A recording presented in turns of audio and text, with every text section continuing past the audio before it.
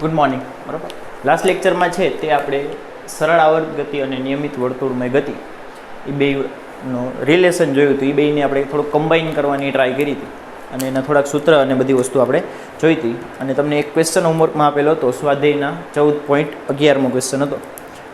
બરાબર, કે જે ક્વેશ્ચનમાં બે વર્તુળ આપેલા છે અને તેના પરથી આપણે સરળ આવર્ત ગતિનું સમીકરણ લખવાનું છે. બરાબર, તો સ્ટાર્ટ કરીએ. જો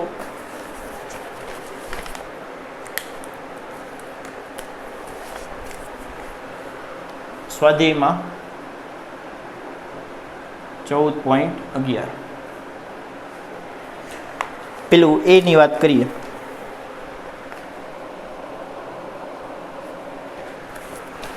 કે એની અંદર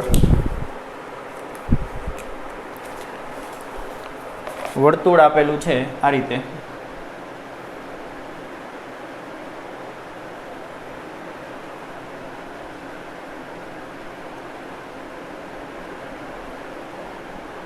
બરાબર છે, અને એની ત્રિજ્યા આપેલી છે 3 સેન્ટીમીટર. આ અંતર કેટલું આપેલું છે? 3 સેન્ટીમીટર આપેલું છે. તથા એનો આવર્તકાળ આપેલો છે t બરાબર 2 સેકન્ડ આપેલો છે. એ આવર્તકાળ આપ્યો છે. અને શરૂઆત ક્યાંથી થાય છે? તો શરૂઆત આ બિંદુથી થાય છે. આ P બિંદુ છે કે જ્યાં t બરાબર 0 સમયે કણ છે.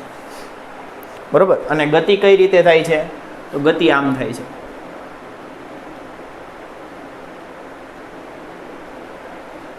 એટલે વિષમઘડી દિશામાં ભ્રમણ થાય છે, બીજું કંઈ અહીંયા છે નહીં. બરાબર, તો આની ઉપરથી આપણે લખીએ કે ત્રિજ્યા, આનો આન્સર સ્ટાર્ટ કરીએ.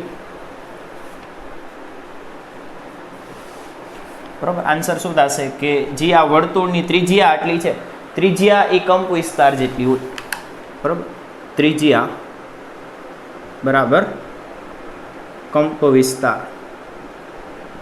કે જેને આપણે એ કહીએ છીએ, એ આપેલું છે 3 સેન્ટીમીટર. હાલો, વાંધો નહીં. પછી ભ્રમણ કઈ રીતે છે? તો ભ્રમણ છે વિષમઘડી. ભ્રમણ વિષમઘડી. વિષમઘડી છે એટલે -ωt આવશે કે પ્લસ આવશે? કે આ સમઘડી છે, આ વિષમઘડી થાય, આ સમઘડી છે. ભ્રમણ છે ને વિષમઘડી નથી, સોરી, સમઘડી છે. સમઘડી છે એટલે -ωt આવશે. બરાબર છે. અને પ્રારંભિક x અક્ષ સાથેનો ખૂણો કેટલો છે? ધન x અક્ષ સાથેનો ખૂણો. બરાબર, તો આ રીતે માપવા જાવ ને, આ 3 સેન્ટીમીટર કાઢી નાખું છું. બરાબર, મારે ખૂણો બતાવવો છે 3 સેન્ટીમીટર. બરાબર, આ ખૂણો 90નો છે, પણ તમે સમઘડી દિશામાં ચાલો છો એટલે -90 ડિગ્રી થશે, એટલે કે -π/2. બરાબર છે. જે આ ખૂણો છે એ કેટલાનો થશે? તો -90 ડિગ્રી. એટલે આની ઉપરથી આપણે લખશું કે પ્રારંભિક કળા ફાઈ બરાબર કેટલું થશે આમાં? તો x અક્ષ સાથેનો ખૂણો, ધન x અક્ષ સાથેનો ખૂણો એ કેટલો થશે? -π/2. બરાબર, આ બાજુ હોય તો માઇનસ, ઉપર બાજુ હોય તો પ્લસ. તો આની ઉપરથી આપણે સમીકરણ લખીએ કે x બરાબર a cos -ωt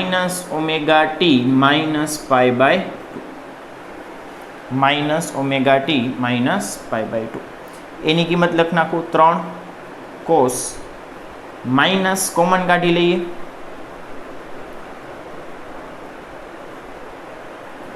બરાબર છે, અને ટી ની કિંમત આપેલી છે, તમારી લખવું હોય તો કોઈ વાંધો નથી. બરાબર છે.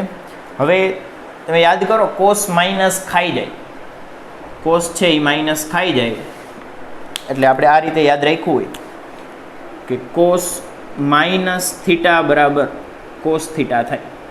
એટલે આ માઇનસ છે ને આ કોસ ખાઈ જાય, એટલે વધશે શું? Is equal to 3 cos ωt plus π/2. હવે કોસ θ પ્લસ π/2, π/2 પ્લસ θ છે એટલે બીજું ચરણ આવશે. બીજા ચરણમાં કોસ ઋણ હોય, બીજા ચરણમાં કોસ ઋણ હોય એટલે કે અહીંયા આવશે 3 sin ઓમેગા ટી, પણ કોસ ઋણ છે એટલે આપણે માઇનસ આગળ લખવું પડશે, તો એ માઇનસ અહીંયા જ લખી નાખીએ અને આ 3 ના 3 એમ આપણો આન્સર આવશે x = -3 sin ઓમેગા ટી. બરાબર છે, ડન. બોક્સ કરી દઉં. આપણો આન્સર, તમારો આ આન્સર આવવો જોઈએ.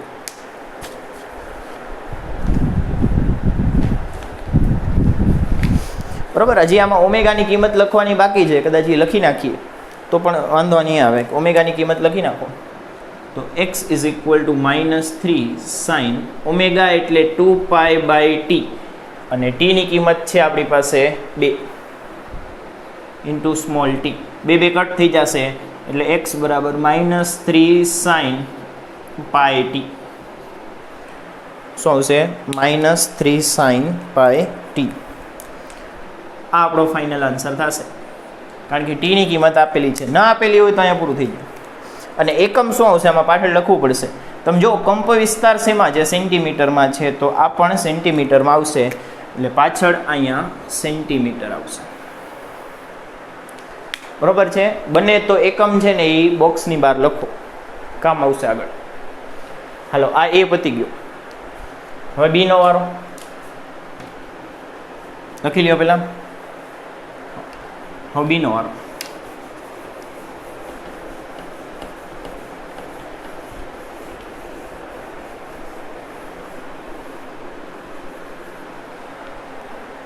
બીમાં જો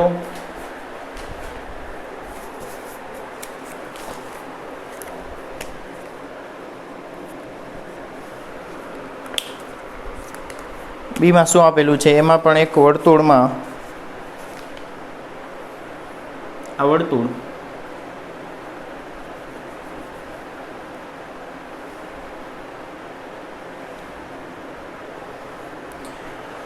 પ્રારંભિક સ્થાન આપેલો છે, એ અહીંયા આપેલો છે. આ પી છે, t = 0 ઉપર અહીંયાથી શરૂ થાય છે અને કઈ દિશામાં આગળ વધે છે? તો વિષમગળી દિશામાં આગળ વધે છે. એટલે અહીંયાથી આમ એરો આપેલો છે.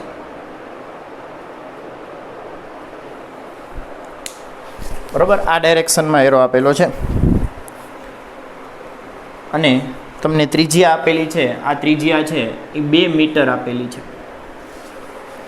બરોબર, આની સિવાય આવર્તકાળ આપ્યો છે, t = 4 સેકન્ડ આપેલો છે. t = 4 સેકન્ડ આપેલો છે. કદાચ રેડ પેન નહીં દેખાતી હોય તો ટેક્સ્ટ બુકમાં જોઈ લ્યો.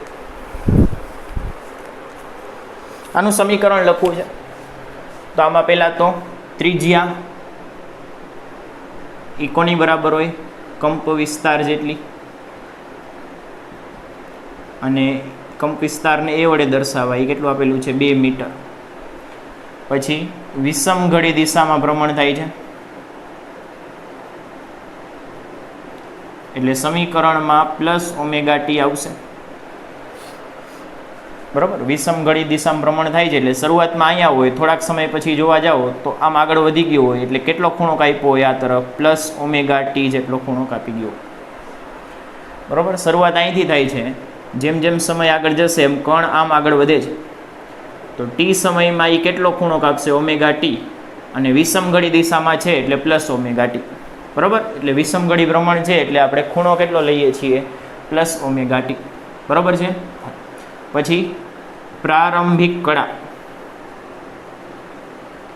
પ્રારંભિક કળા ફાઈ એટલે કે ધન x અક્ષ સાથેનું અંતર અથવા ખૂણો. ધન x અક્ષ સાથેનો ખૂણો તો એ આટલો થશે. આ ખૂણો થાય. એ ખૂણો કેટલો થશે? પાઈ. વિષમઘડી લીધો છે એટલે +π થશે. તમે આમ વિચારો તો નીચે લઈ શકો, -π લેશો, આન્સરમાં કોઈ ફરક નહીં આવે. ચેક કરવું જ કરી લેજો. બરાબર, એટલે અહીંયા કળા કેટલી આવશે? કળા આવશે +π. બરાબર, અહીંયા તમે આમ નીચેથી ખૂણો લ્યો, આ વર્તુળ, અને આ બિંદુનો આમ ખૂણો લેવા જાઓ તો એ -π આવશે. તો એ મૂકી જોજો સૂત્રમાં, એનાથી કોઈ ફરક પડશે નહીં. બરાબર છે. ખાલી ધન x અક્ષ સાથે ખૂણો હોવો જોઈએ, એ મહત્વનું છે. પ્લસ પાઈ એટલે વિષમગળી દિશામાં લીધો હશે એ સૂચવે છે. હાલો તો સૂત્ર લખીએ કે એક્સ બરાબર A cos plus omega T plus ફાઈની કિંમત કેટલી આવશે? પહેલાં એની કિંમત મૂકી દઈએ 2 cos omega T plus pi. Cos pi plus theta, cos pi plus theta.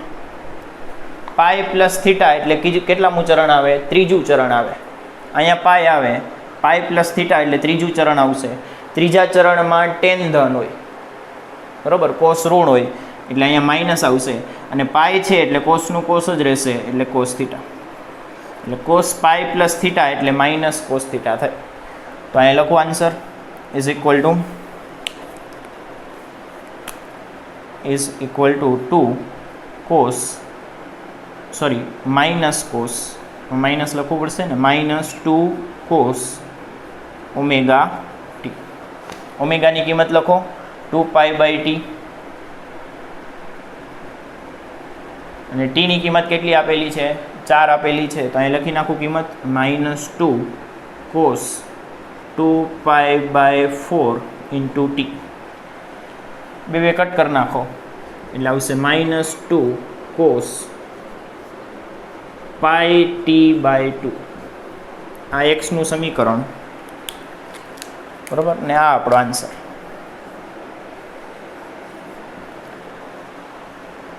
કે કણ આ રીતે ગતિ કરશે તો તેનો એક્સ અક્ષ પરનો પ્રક્ષેપ આ સૂત્ર મુજબ ગતિ કરશે અથવા સરળ આવર્ત ગતિ કરશે. બરાબર, આનો મિનિંગ એ સમજતું જવાનું ભેગું ભેગું કે જો કણ આ રીતે અહીંયાથી શરૂ કરે ગતિની, જો કણ અહીંયાથી ગતિની શરૂઆત કરે નિયમિત વર્તુળમય ગતિની, તો એનો એક્સ અક્ષ પરનો પડછાયો, તો તેનો એક્સ અક્ષ પરનો પડછાયો અથવા પ્રક્ષેપનું સૂત્ર આ થાય. અને આમાં પાછળ એકમ લખવો પડશે. એકમ શું આવશે? અહીં મીટર છે એટલે અહીંયા પણ આવશે મીટર. હાલો, આટલું હોમવર્કમાં આપ્યું. હવે આની પછીનો જ ક્વેશ્ચન આપણે જોવાનો છે. પહેલાં લખી લ્યો. હવે સ્વાધ્યાયમાં 14.12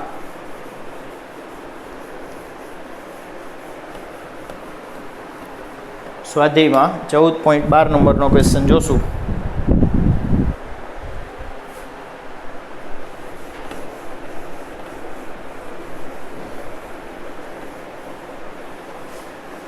હજી આ ટોપિકમાં ચાલુ છે, બરાબર. છેલ્લો ક્વેશ્ચન છે આમાં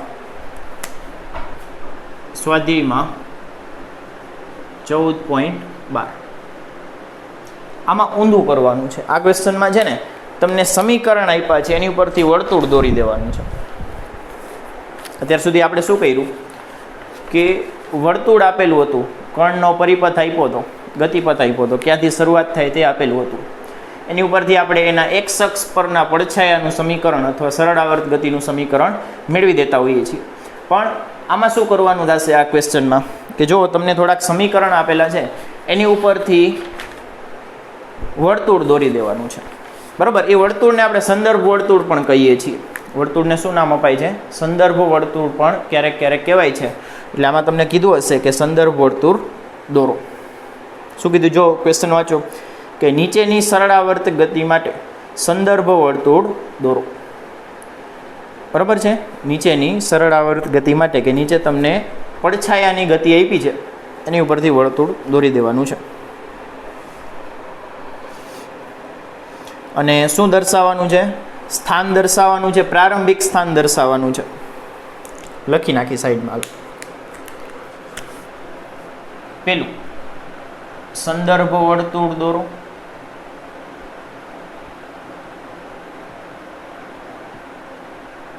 આટલી વસ્તુ કરી દેવાની છે, બરોબર. બીજું t=0 સમયે સ્થાન દર્શાવો. ત્રીજું શું કીધું છે? વર્તુળની ત્રિજ્યા મેળવો અથવા ત્રિજ્યા લખો. ચોથું અને કોણીય ઝડપ દર્શાવો. છેલ્લું શું દર્શાવવાનું છે? ચોથું કોણીય ઝડપ. એટલે ઓમેગા ગોતવાનું કહે છે, બરાબર, દર્શાવવાનું કહે છે, ગોતવાનું તો શું કહે છે.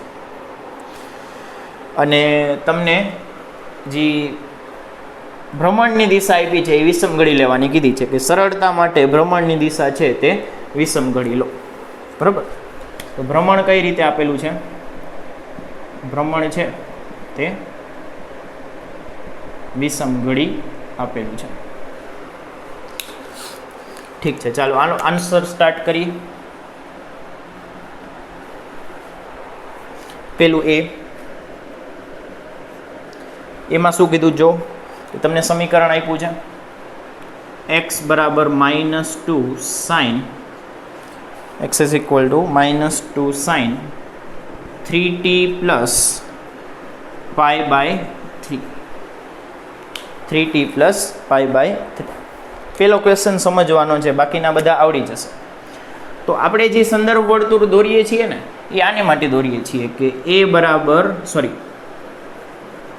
x બરાબર a cos omega t plus 5, બરાબર છે. આપણે સંદર્ભ વર્તુળ આની ઉપરથી દોરીએ છીએ કે આ ત્રિજ્યા, પછી ધન x અક્ષ સાથે ખૂણો સમઘડી હોય તો માઇનસ, વિષમઘડી હોય તો પ્લસ. તો આપણી માટે આ મુખ્ય સમીકરણ છે, આપણે આની ઉપરથી દોરતા આવડે છે. અહીંયા સાઇન છે તો પહેલાં કોસમાં ફેરવવું પડશે. સાઇનને પહેલાં શેમાં ફેરવવું પડશે? કોસમાં ફેરવવું પડશે. એ કઈ રીતે ફેરવશું? તો એ ફેરવવા માટે છે ને આટલો જે ખૂણો છે ને આને આપણે ફાઈ કહી દઈએ. શું કહી? ફાઈ ને થીટા કહી દઈએ. શું કહી દઈએ? થીટા કહી દઈએ. એટલે નડતું બંધ થાય, બરાબર. હમણાં જો ચાલો, ઇઝ ઇક્વલ ટુ -2 sin, આને શું કહી દીધું મેં? થીટા કહી દીધું, બરાબર છે. હવે સાઇન થીટાને મારે કોસ થીટામાં ફેરવવું છે. માઇનસ સાઇન થીટા, માઇનસને ભેગું લઈ લેવાનું. જો આમાં ક્યાંય માઇનસ નથી આગળ, એટલે આગળ માઇનસ રાખવાના નથી. એટલે આને મારે આખાને પ્લસ કોસમાં ફેરવવું છે. તો જો આમ લખી શકાય 2 cos π/2 પ્લસ થીટા. બીજું ઘણું બધું પણ લખી શકાય, પણ હજી સહેલું લાગતું હોય લખવા. સૌથી સહેલું આ છે. ચેક કરો, આમાંથી તમારે પાછું આ આવી જાય છે, ચેક કરી જવાનું. cos π/2 plus theta, π/2 plus theta એટલે અહીંયા આવશે. કયું ચરણ છે? બીજું ચરણ.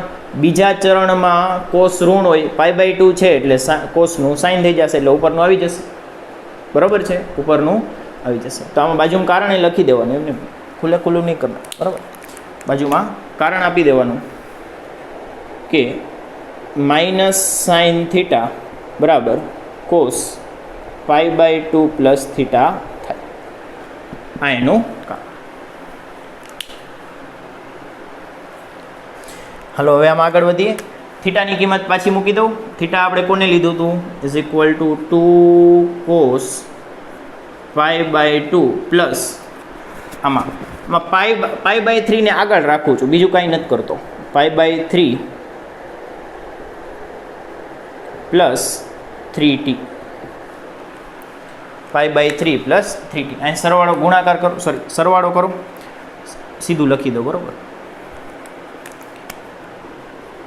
π/2 અને π/3 અહીં લસા લ્યો એટલે આન્સર આવશે 2 cos, બેનો લસા 6 અને 3π પ્લસ 2π, બરાબર. 3 ને અહીંયા ગુણવાના, 2 ને અહીંયા ગુણવાના, એટલે આ બાજુ બનશે 3π અને અહીંયા બનશે 2π, ને છેદમાં બેનો ગુણાકાર એટલે 6, બરાબર. ઉપર સરવાળો કરશો એટલે 3 + 2 એટલે 5π આવશે. એટલે આમાં હવે સીધું લખશું કે 5π/6 આ બેનો સરવાળો પ્લસ 3t. હવે જુઓ તો આના જેવું લાગે છે? લાગે જ છે. આ ઓમેગા ટી થોડુંક હજી ફેરવીને લખ નાખો, ન લાગતું હોય તો. કોસ 3t પ્લસ 5π/6, બરાબર છે. આ એક્સનું સમીકરણ આપણે ફેરવી દીધું આપણા સ્વરૂપમાં, આપણા જાણીતા સ્વરૂપમાં ફેરવી દીધું. હવે વર્તુળ દોરી. હવે આપણે શું કરીએ કે વર્તુળ દોરીએ, બરાબર. જો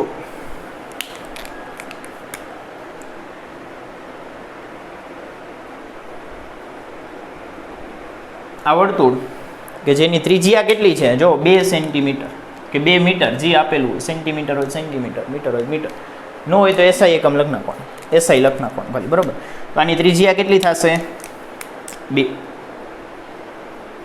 મીટર.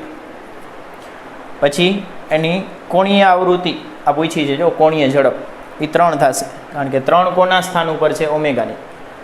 બરાબર. એક કામ કરીએ, નીચે લખતા જઈએ કે A is equal to 2 metre, પછી omega is equal to 3 radian per second, અને ફાઈ બરાબર છે, ફાઈ બરાબર 5 પાઈ બાય 6. 5 પાઈ બાય 6 ને એટલે તમે ગણો ને તો પાઈ બાય 6 એટલે 30 થાય. પાઈ બાય 6 એટલે કેટલું થાય? 30 થાય. 5 વખત 30 છે તો 5 3 15 એટલે આ 150 નો ખૂણો થયો, 150 ડિગ્રી. 150 ડિગ્રી અહીંયા ક્યાંક આવે, બરાબર. આ 180, એનાથી થોડુંક ઉપર આ 150 આવે, એટલે અહીંયાથી ગતિની શરૂઆત થતી હોય. પ્રારંભિક ખૂણો 150 છે એટલે ગતિની શરૂઆત અહીંયાથી થતી હોય, અને આ જે ખૂણો છે ને હા એ આવશે 150 ડિગ્રી, બરાબર. અને આ પ્લસ આવ્યું કે માઇનસ આવ્યું? પ્લસ આવ્યું. પ્લસ આવ્યું એટલે કે વિષમ ઘડી. વિષમ ઘડી એટલે આમ, એટલે આમ ફરશે, આ ભ્રમણની દિશા થશે, વિષમ ઘડી, બરાબર. આ દોરાઈ ગયું, આપણું બધી કિંમત મળી ગઈ. ત્રિજ્યા મળી ગઈ, આ રે ત્રિજ્યા, ઓમેગા મળી ગયું, ઓમેગા મળી ગયું. ટી બરાબર 0 સમયે સ્થાન દર્શાવી દીધું અને વર્તુળે દોરી દીધું, બરાબર. આટલી વસ્તુ કરવાની છે.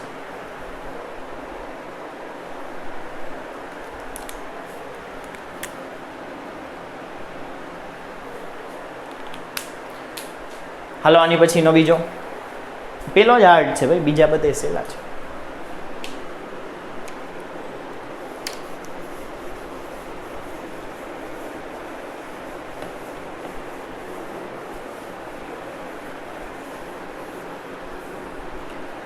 હાલો આની પછીનો બીજો, નેક્સ્ટ છે બી. બીમાં શું કીધું જો કે x ઇઝ ઇક્વલ ટુ કાંઈ નથી આપ્યું, cos pi by 6 minus t, cos pi by 6 minus t આ આપેલું છે. તો આના જેવું જ લાગે છે, કંઈ વધારે ફેરવવાની જરૂર નથી. એક ખાલી થોડીક પ્રોબ્લેમ છે કે અહીંયા ઓમેગા ટી પ્લસમાં છે, અહીંયા ઓમેગા ટી આ ટીની આગળ સહગુણક કાંઈ ન હોય તો એ કોઈ, બરાબર છે, એ માઇનસમાં છે. તો આપણે શું કરીએ કે આને ફેરવી નાખીએ, બરાબર છે. આને ફેરવી નાખો. કઈ રીતે ફેરવશું? તો આમાંથી માઇનસ કોમન કાઢી લો. આપણે શું કરીએ કે x ઇઝ ઇક્વલ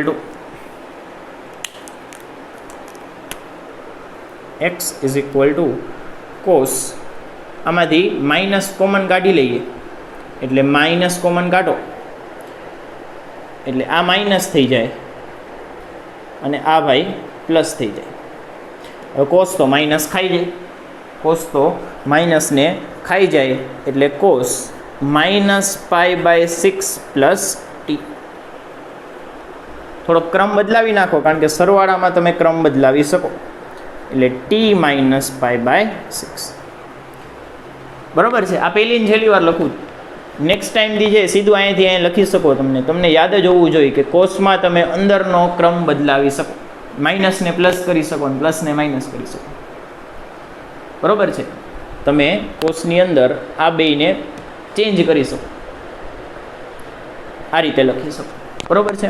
વાંધો આ વખતે લખ્યું છે આ એક્સનું સમીકરણ આવી ગયું. આની ઉપરથી આપણે શું લખશું કે આ સમીકરણને એક્સ અક્ષના પ્રક્ષેપના સમીકરણ એક્સ બરાબર આવડું એ કોસ ઓમેગા ટી પ્લસ 5 સાથે સરખાવતા. આ બધું ન લખો ને તો ચાલે, બરાબર. આ તો આપણે સમજવા માટે કે અહીંયા એ બરાબર 1 થાય મીટર, બરાબર. બધું સેન્ટીમાં આપ્યું છે કે મીટરમાં આપ્યું છે? સેન્ટીમીટર કીધું છે બધું. તો આની પહેલાંના ક્વેશ્ચનમાં મેં ભૂલથી મીટર લઈ લીધું છે, ચેન્જ કરજો. ક્વેશ્ચનમાં બધું સેન્ટીમીટરમાં કીધું છે. તો આની ભેગું સરખાવવાને તો અહીંયા કાંઈ ન હોય તો અહીં 1 હોય, એટલે કે a ઇઝ ઇક્વલ ટુ 1. પછી ઓમેગા એટલે ટીનો સહગુણક અહીંયા 1 છે, એટલે omega is equal two 1 radian પ્રતિ સેકન્ડ. પછી ફાઈ અહીંયા આવશે -π/6. નિશાની સહ લેવાનું, બરાબર. માઇનસ એટલે કે વિરુદ્ધ દિશામાં થતું હોય. અને વર્તુળ દોરીએ હવે આપણે.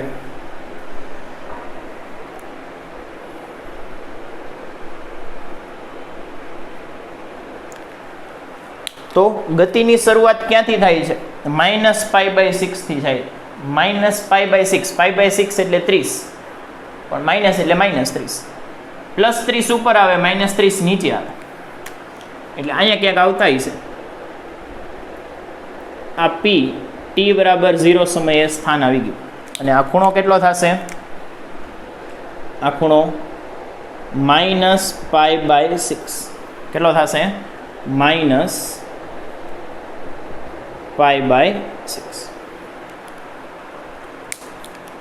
બરાબર છે. અને આની ત્રિજ્યા કેટલી થશે? તો 1 સેન્ટીમીટર. બરાબર, આ ત્રિજ્યા થશે, આટલું અંતર.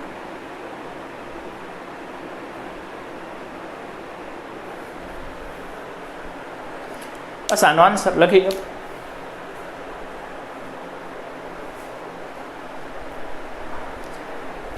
હાલો, આની પછી નેક્સ્ટ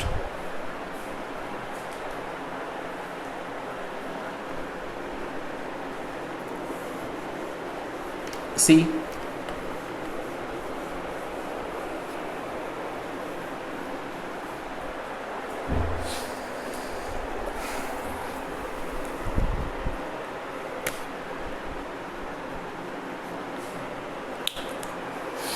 સી જો ની અંદર આપ્યું છે કે x ઇઝ ઇક્વલ ટુ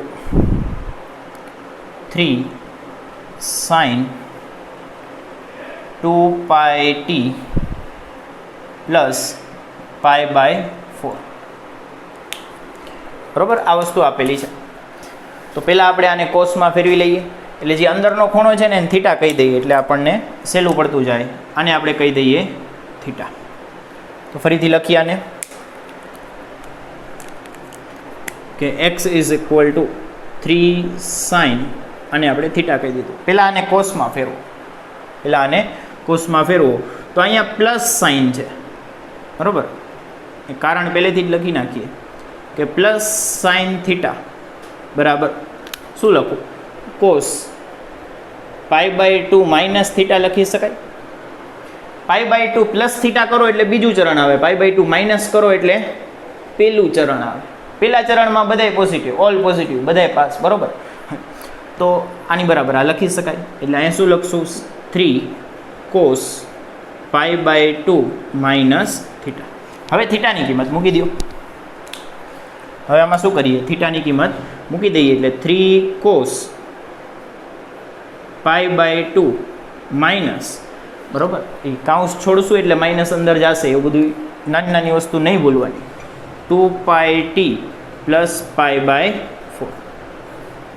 કાઉન્સ છોડો એટલે 3 cos π/2 માઇનસ 2πt માઇનસ π/4. હવે આ π/2 એટલે 90 થાય, π/4 એટલે 45 થાય. પ્લસ 90 માઇનસ 45, 90 માઇનસ 45, 45 વધે. 45 શેના વડે બતાવાય?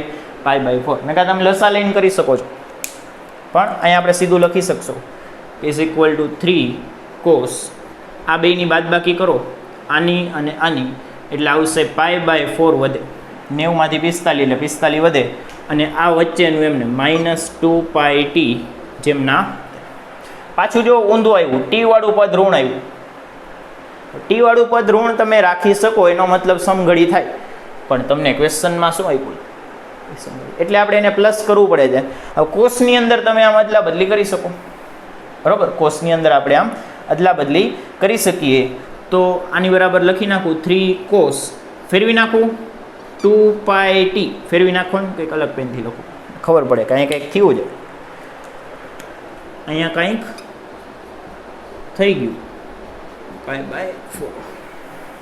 શું થયું? તો આ અદલી બદલી થઈ ગયા, માઇનસ હતો એ પ્લસ થઈ ગયો, પ્લસ હતો એ માઇનસ થઈ ગયો. હવે આની ભેગું સરખાવી દો, હવે આની સાથે સરખાવી દઈએ તો હમણાં બધી કિંમત મળતી થાય. તો આની ભેગું સરખાવો એટલે આની ઉપરથી જુઓ, સરખાવો એટલે પહેલાં તો ત્રિજ્યા એ બરાબર કેટલું મળ્યું? 3 સેન્ટીમીટર, બધું સેન્ટીમાં લેવાનું છે. પછી ઓમેગા બરાબર 2π રેડિયન પર સેકન્ડ, બરાબર. ઓમેગા ટીની આગળ જે હોય ઓમેગા થાય, અને આ નિશાની સહિત એ આપણો ફાઈ થઈ જાય, પ્રારંભિક કળા -π/4. આનું વર્તુળ દોરો, આનું વર્તુળ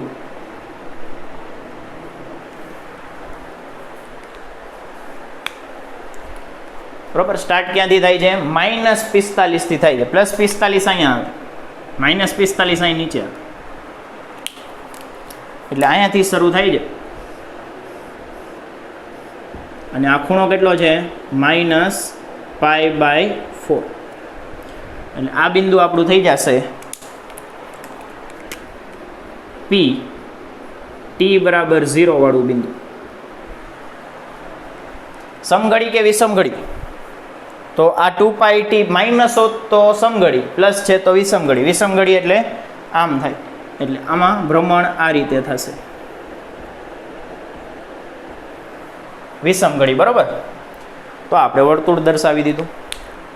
વિષમઘડી -π/4, પ્રારંભિક કળા, પ્રારંભિક સ્થાન, ત્રિજ્યા, કોણીય ઝડપ અને પ્રારંભિક કળા લખી લો.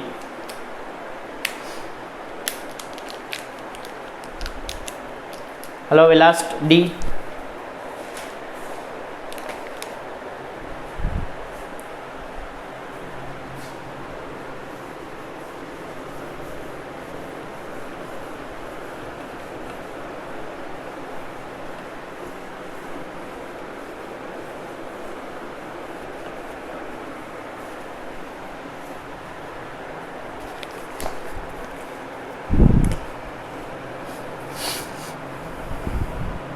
હા, એ છે ડી.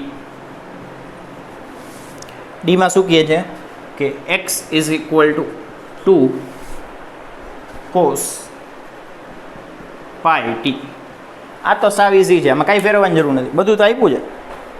જો આની બે કમ્પેર કરો, સીધું આની સાથે કમ્પેર કરો તો અહીંયા એ બરાબર આપણે શું લખી શકીએ? 2 સેન્ટીમીટર. પછી ઓમેગા બરાબર ટીની આગળ હોય ઓમેગા થઈ જાય, એટલે પાઈ.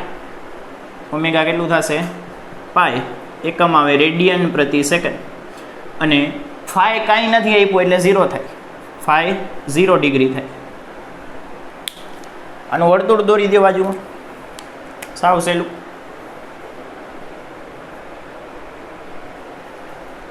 પેલું અઘરું છેલ્લું સહેલું છે, બરાબર. તો શરૂઆત 0 ડિગ્રીથી થાય છે, તો એક અક્ષ સાથે 0 ખૂણો બનાવવાનો, એટલે અહીંયાથી થતી હોય t બરાબર 0 પાસે, અહીંયાથી શરૂઆત થતી હોય, એટલે પ્રારંભમાં કણ અહીંયા હોય, અહીંયા હોય. હવે અહીંયાથી સમઘડી આમ ઉપર જશે કે નીચે જશે, વર્તુળમય ગતિ બતાવવાની છે. તો ઉપર તરફ જશે કે નીચે તરફ જશે? તો અહીંયા પ્લસ છે, ટી વાળું પદ છે એ ધન છે, ધન છે એટલે વિષમઘડી થશે. વિષમઘડી એટલે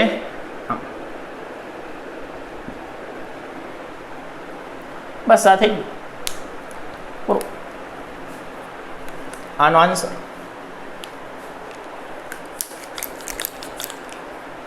લખી લ્યો. ચાલો હવે છે આપણે આ ટોપિક પૂરો કરીએ છીએ, બરાબર. કયો ટોપિક? સરળ આવર્ત ગતિ અને નિયમિત વર્તુળમય ગતિ.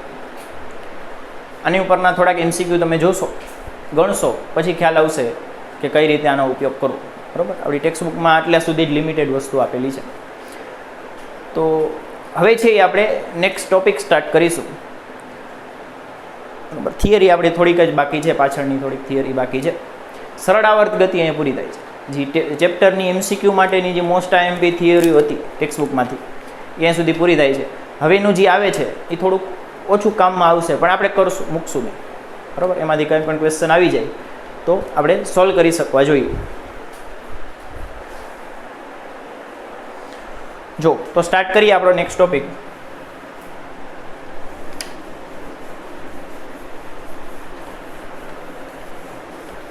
એ છે અવમંદિત સરળ આવર્ત ગતિ.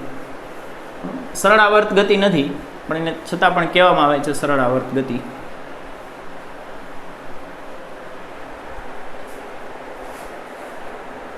બરાબર. શું નામ છે ટોપિકનું?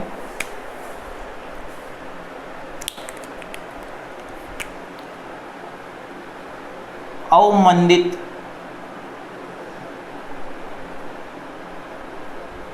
સરળ આવર્ત ગતિ.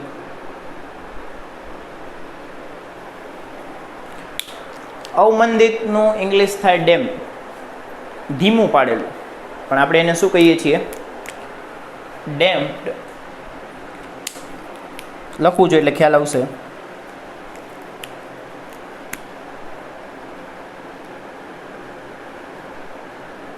ડેમ્પ્ડ SHM ઓર ડેમ્પ્ડ ઓસિલેશન પણ કહેવાય, બરાબર. કારણ કે હકીકતે આ સરળ આવર્ત ગતિ નથી, ખાલી નામ એવું આપેલું છે, એટલે હકીકતે આને SHM નથી કહેવાતું, આને ડેમ્પ્ડ ઓસિલેશન કહેવાય છે.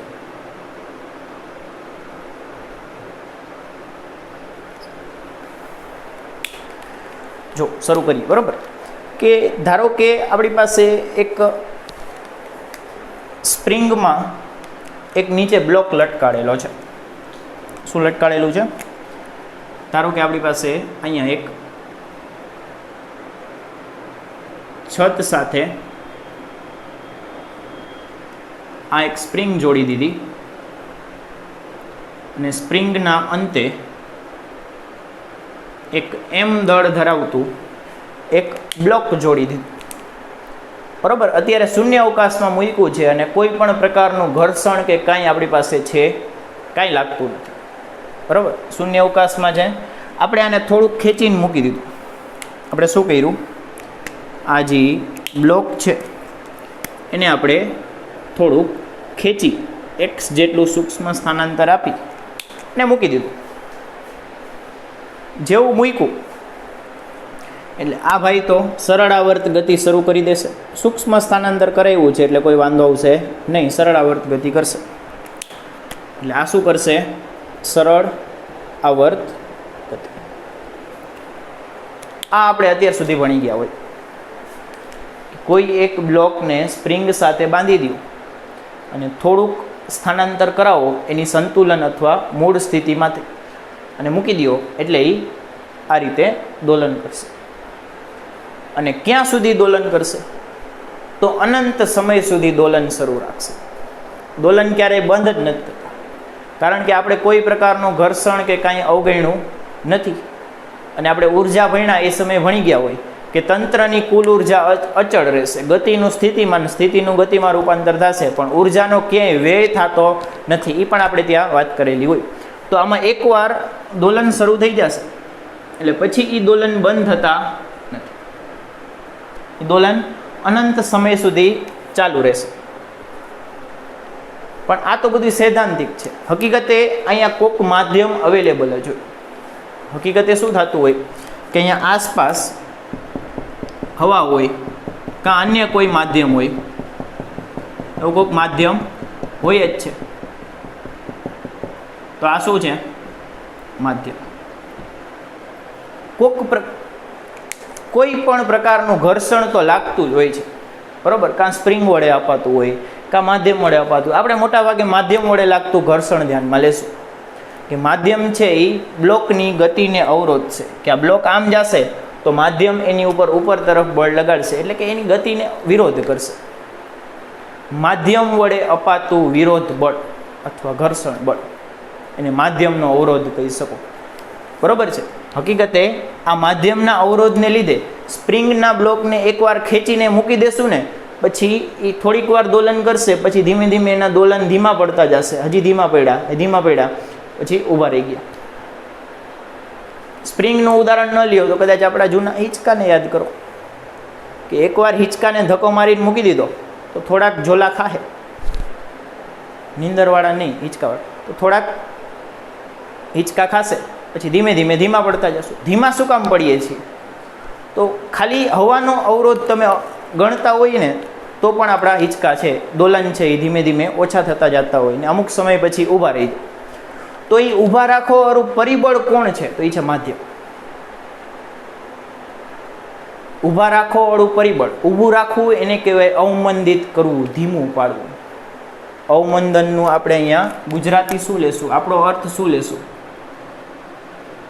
ધીમું પાડવું. એટલે કે માધ્યમ છે એ દોલનને હંમેશા ધીમું પાડશે. શું કરશે? ધીમું પાડશે. એટલે કે માધ્યમમાં કોઈ પણ સરળ આવર્ત ગતિ થતી હોય તો એ અનંત સમય સુધી શરૂ રહી શકતી નથી. એ ધીમે ધીમે ઘટતી જતી હોય ને અમુક સમય પછી ઊભી રહી જાય છે. આને આપણે કહીએ છીએ અવમંદિત સરળ આવર્ત ગતિ, ડેમ્પ્ડ SHM ઓર ડેમ્પ્ડ ઓસિલેશન. ક્લિયર છે? માધ્યમના અવરોધને કારણે આ બધું જે બોલ્યા છે એ થોડુંક શોર્ટમાં લખી લઈએ કે જ્યારે કોઈ સ્પ્રિંગ સાથે જોડેલા બ્લોકને ખેંચીને સરળ આવર્ત ગતિ કરાવવામાં આવે ત્યારે શું થશે? તો ત્યારે માધ્યમના અવરોધને કારણે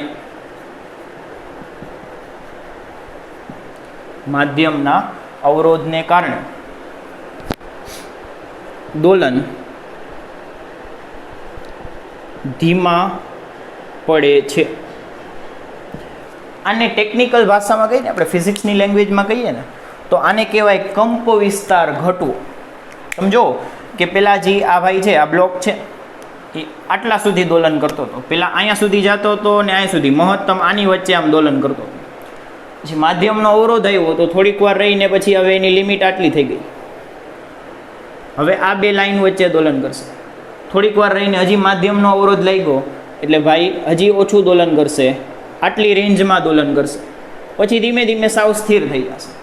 એટલે એની રેન્જ પહેલાં આટલી હતી, પછી હજી ઓછી થઈ, પછી હજી ઓછી થઈ, પછી હજી ઓછી, પછી છેલ્લે ઊભો રહી ગયો. એટલે કે ધીમે ધીમે એની રેન્જ ઘટતી જાય છે. રેન્જ ઘટવી એને શું કહેવાય? કંપ વિસ્તાર ઘટવો. એટલે ધીમા પડે છે એટલે આપણે કહી શકીએ કે કંપ વિસ્તાર ઘટે છે. તમે યાદ કરો, આપણે સરળ આવર્ત ગતિ ભણ્યા હોય ને ત્યારે મેં તમને કીધું કંપ વિસ્તાર અચળ રહેતી વસ્તુ છે, એ બદલાતી નથી, એ એટલી ને એટલી રહે છે. કારણ કે આદર્શ સરળ આવર્ત ગતિમાં આપણે માધ્યમને ગણતા નથી અને આના દોલન આટલા ને આટલા ચાલુ રહે છે, કંઈ ઘટાડો આવતો નથી. પણ આ તો અવમંદિત છે એટલે ધીમા પડશે, પણ આપણે એને શું કહેશું? કંપ વિસ્તાર ઘટશે, અચળ રહેશે.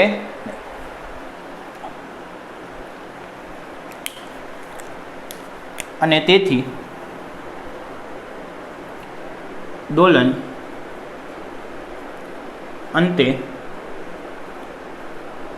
બંધ પડશે, બરાબર, અથવા ઊભા રહી જશે. તો આ પ્રકારની સરળ આવર્ત ગતિ અથવા દોલનને અવમંદિત સરળ આવર્ત ગતિ કહે છે. એ ટૂંકમાં માધ્યમમાં થતી સરળ આવર્ત ગતિને અવમંદિત કહેવાય. બરાબર, લખી લો. ચાલો,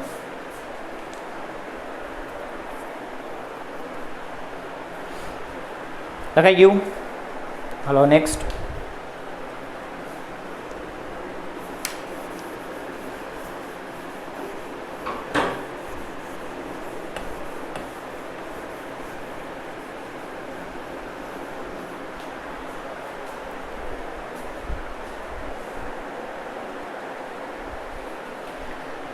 બરોબર છે.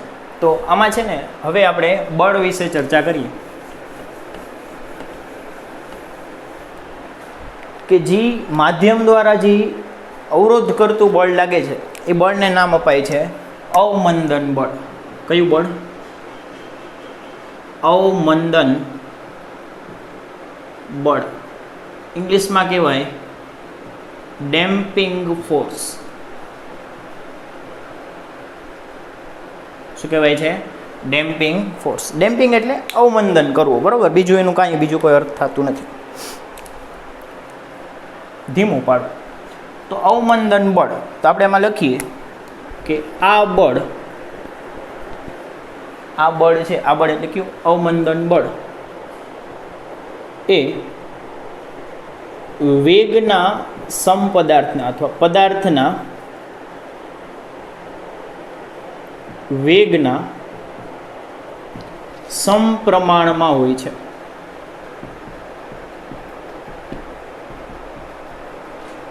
કેવું હોય છે? પદાર્થના વેગના સમપ્રમાણમાં હોય છે અને માધ્યમ પર આધારિત હોય છે. કેવું હોય છે? માધ્યમ પર આધારિત હોય છે. ફોર એક્ઝામ્પલ આપું તો એક સ્પ્રિંગ ને બ્લોક વાળું હમણાં અહીં દોર્યું હતું એની જ વાત કરીએ કે સ્પ્રિંગ છે, બ્લોક ખેંચીને મૂકી દીધું, બ્લોક આ રીતે દોલન કરશે. હવામાં રાખો એક, અને સેમ સ્પ્રિંગ અને બ્લોકની સિસ્ટમ છે એ પાણીમાં રાખો, પાણીમાં ખેંચીને મૂકી દો, કેમાં ઝડપથી ઊભો રહી જશે? તો પાણીમાં ઝડપથી ઊભો રહી જશે કારણ કે પાણીમાં છે એ વિરુદ્ધ તરફ માધ્યમવાળે લાગતું બળ એ વધારે હોય, એટલે અવમંદન બળ વધારે હોય. બરાબર છે? તો એ બળને આપણે શું કહીએ છીએ? FD વડે દર્શાવાય. શેના વડે દર્શાવાય? FD. ડી ફોર ડેમ્પિંગ, બીજું કાંઈ નથી. FD ચલે છે V. V એટલે વેગ, બીજું કાંઈ નથી. V એટલે શું છે? V એટલે વેગ છે.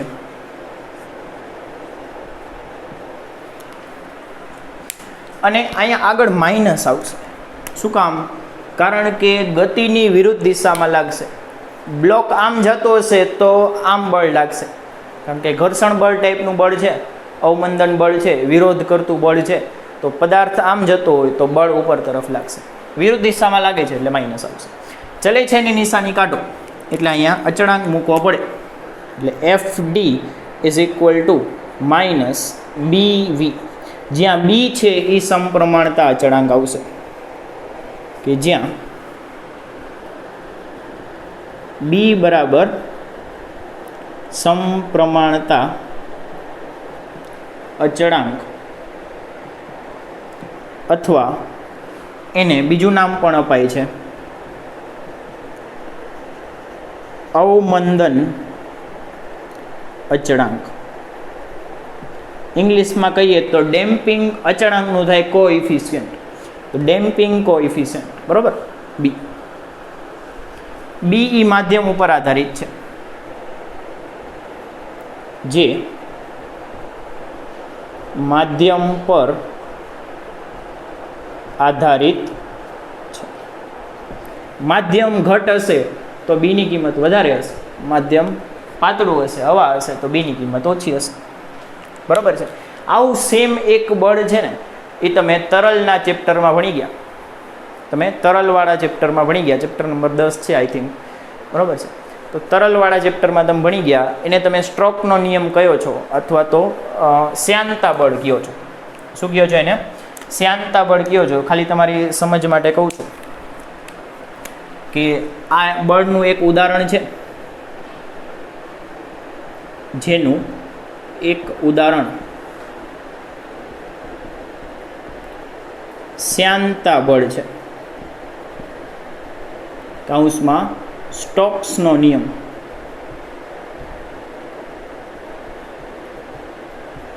એ બળ યાદ કરો. એ બળનું સૂત્ર શું થતું હતું કે F બરાબર -56 થાય 6 પાઈ, માઇનસ તો વિરુદ્ધ દિશાના છે એના છે એટલે માઇનસ ન લખો તોય વાંધો. 6 પાઈ ઈટા AV આવતું હતું, આપણે V કરી નાખીએ. બરાબર? એટલે 56 મારું શોર્ટકટ છે. f ઇઝ ઇક્વલ ટુ 56 બરાબર. હવે આમાં ઓરિજિનલી જોવા જાવ તો v પાછળ લખવામાં આવે છે, એટલે આ થઈ જશે આપણો અચળાંક b. જો આ બળ પણ વેગના સમપ્રમાણમાં હોય, શ્યાનતા બળ પણ વેગના સમપ્રમાણમાં હોય, એટલે આ પ્રકારનું જે બળ છે આનું જ ઉદાહરણ છે. બરાબર છે. હવે આ બી નો એકમ જોઈએ, આપણું સૂત્ર, અને એ સૂત્રમાં જે બી આવે છે એનો એકમ જોઈએ કે બી નો એકમ પૂછાય છે, કામની વસ્તુ છે. બી નો એકમ શું હોઈ શકે? તો બીને કરતા બનાવો. બીનું મૂલ્ય બી બરાબર -fd/v થાય, એટલે આનું શું થાય? ન્યૂટન, અને આનું છેદમાં મીટર પ્રતિ સેકન્ડ. પ્રતિ સેકન્ડની સેકન્ડ જવા દે ઉપર, તો આ એનો એક એકમ થઈ શકે. શું થાય? ન્યૂટન સેકન્ડ પ્રતિ મીટર. હવે ન્યૂટન બરાબર શું થાય?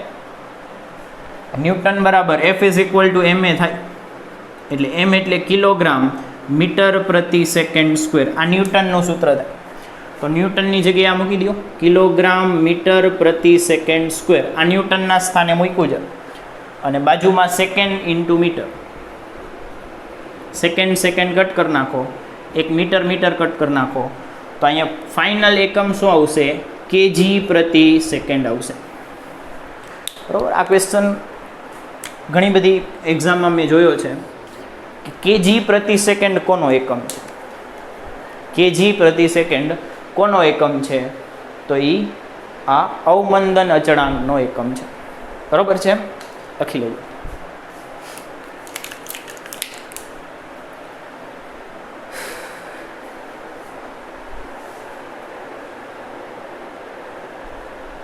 કેજી પર સેકન્ડ છે એ અવમંદન અચળાંકનો એકમ છે.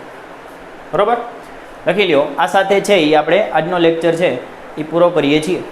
બરાબર છે, થેન્ક યુ. નેક્સ્ટ લેક્ચરમાં છે એ આપણે આ અવમંદન સરળાવર્ત ગતિનું દાખલા અને થોડાક હજી સૂત્ર છે એ જોશું. બરાબર, લાસ્ટ ટોપિક છે, સેકન્ડ લાસ્ટ છે, આની પછી હજી એક છે. બરાબર છે, પણ ઇઝી ટોપિક છે, એટલો બધો હાર્ડ નથી. Thank you.